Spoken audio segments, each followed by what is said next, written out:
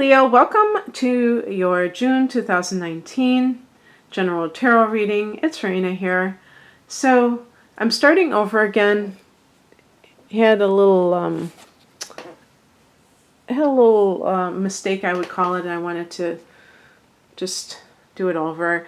The heart of the matter is the Ten of Cups. This is a card of marriage, family harmony. There may be some reason to celebrate.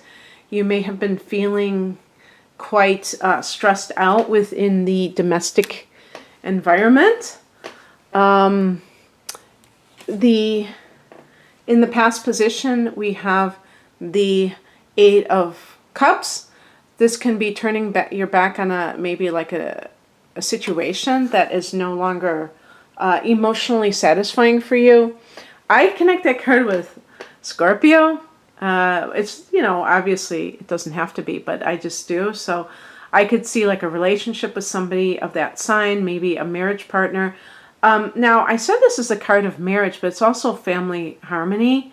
So it can be possible that you have separated and plan to divorce with somebody who was bringing down your family, whether it is your child's father or a stepfather, and they are like overjoyed because there was a lot of tension in the household. I suppose it could be also a situation of a workplace, a good fortune. The 10 of Cups can equal, happily ever after. So that kind of so something coming to culmination. Maybe you got a promotion that you wanted, and that is going to bring more money, and your family is overjoyed because you're going to have a better life. And so that's really wonderful. The higher message may be kind of like saying, you had to pretty much steel yourself to make an important decision. Again, going back to that Eight of Cups. And this is a card of somebody who doesn't allow their emotions to get the best of them, and they are willing to make a difficult decision, and they don't, back down from it, or get manipulated by somebody, get manipulated by the situation, the emotions that are kind of around the situation, but they're able to do it for a higher purpose, for betterment of, a higher purpose can simply be that you decide to get divorced, even if, like, let's say you're married to somebody who has an alcohol problem, or I'm just saying like an addiction, and you don't want to like abandon somebody when they are struggling with something that might even be considered medical problem, or a psychological problem, but is also, maybe a spiritual situation or problem. And you may have not wanted to do that, but you felt that you had to in order for the benefit of the family. Leo is associated with loyalty, and this is, I think, due in part to being a fixed sign, to kind of sticking with things instead of just abandoning them, straight away. There's a tendency to kind of like be, enduring, and that is actually a good thing, because giving up too soon is not good for an individual, but also not good for other people. Sometimes we have to have faith that people mean well, that they can get better, really seeing the best in people and believing that they can overcome their challenges, and not just kind of like writing people off,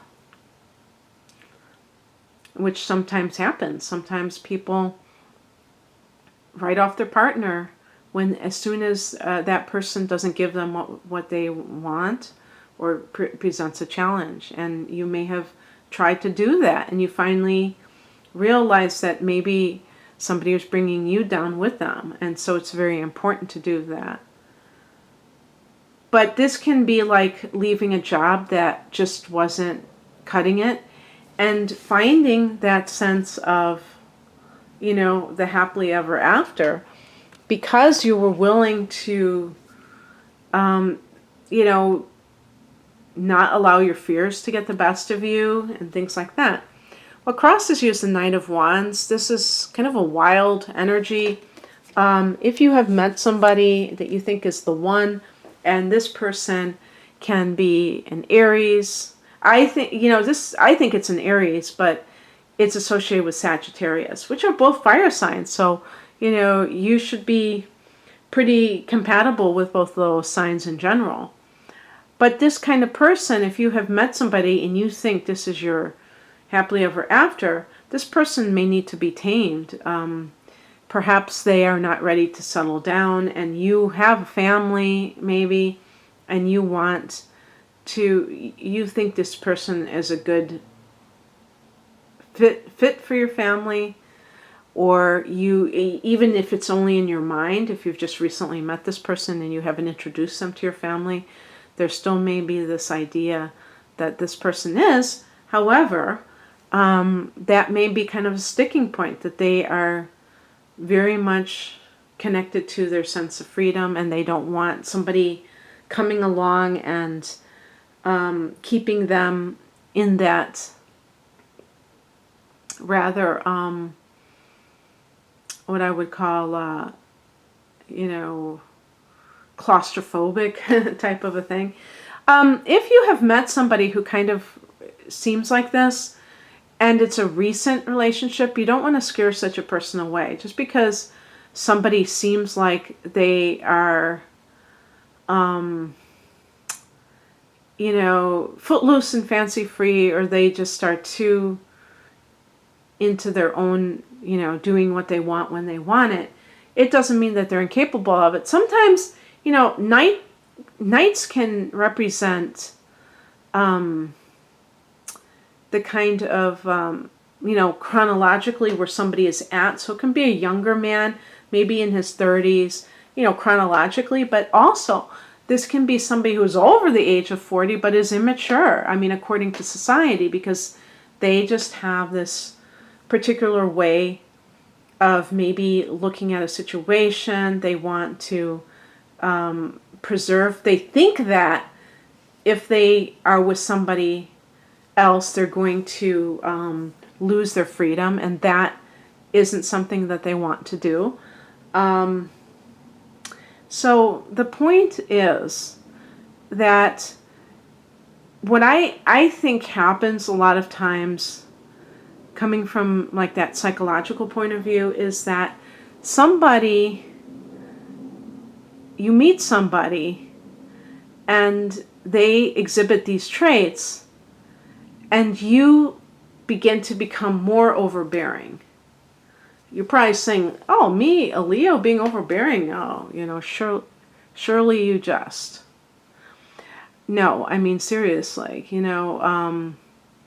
that you try to get them to do what you want them to do. What about if you were more like the King of Swords? What about if, that might be, talking about this from a spiritual or psychological perspective, is that you need to be very detached. If you have found somebody that you really care about, Leo, don't, give the heavy-handed approach where you decide, okay, this is the one, I'm going to love bomb them. I'm going to just completely overwhelm them with my charm, my charisma. If you were to kind of be detached, if this is at the beginning of the relationship, that will give them more space to roam, and they may be more likely to be like, I kind of want to be with this person. And they will be doing it of their own accord, rather than oh, this person's really, coming on strong. They're really trying to kind of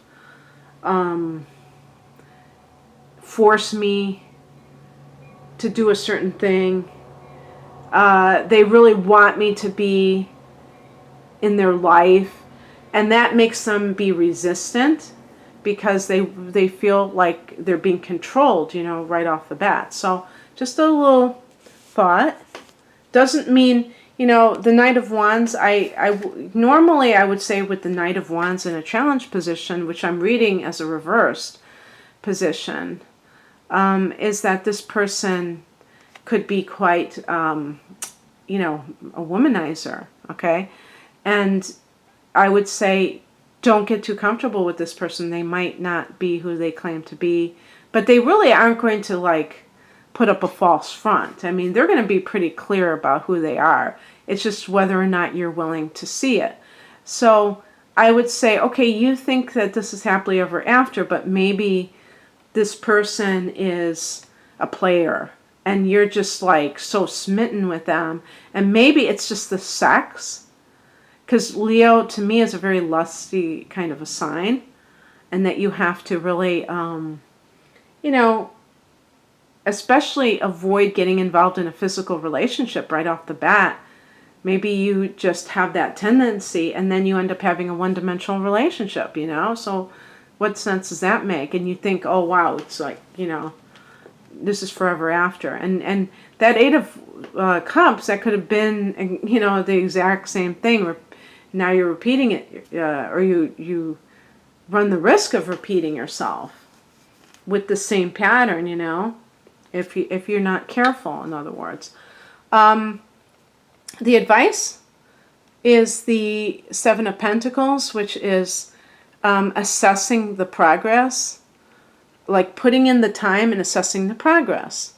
So basically, meaning that you are not getting carried away, that you are like really seeing tangible results. That's what Pentacles is about, the tangibility of something.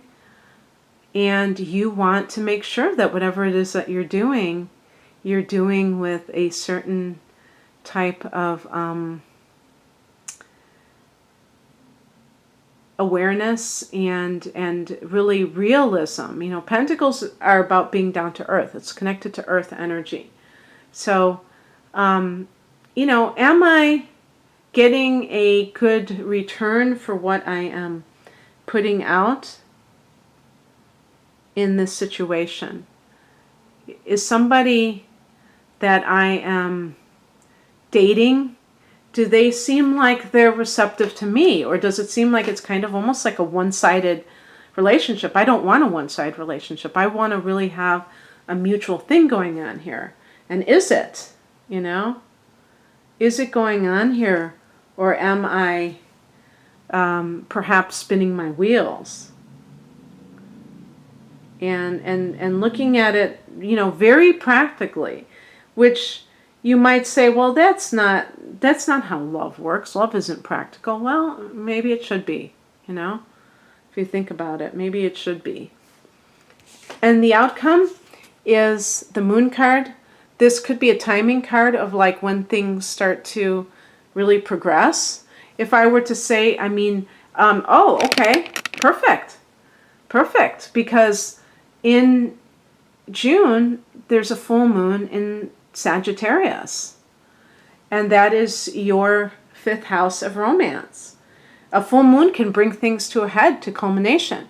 Now, it's possible that you will find out that a person is, you know, maybe doing things other than they claim to be doing.